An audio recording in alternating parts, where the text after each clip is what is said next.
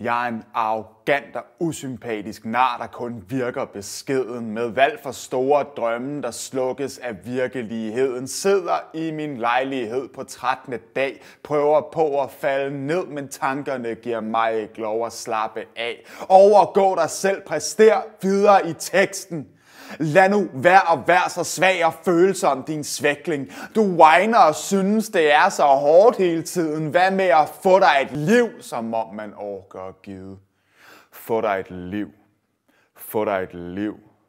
Få dig et liv. Tag nu og få dig et liv.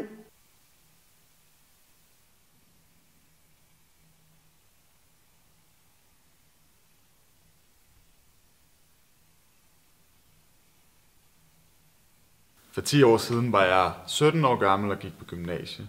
Og jeg havde det rigtig svært, fordi jeg var ikke venner med nogen i den klasse, jeg gik i. Så jeg tror, jeg havde sagt til mig selv faktisk, drop ud af gymnasiet. For du har det ikke godt her, og du får det værre hver dag.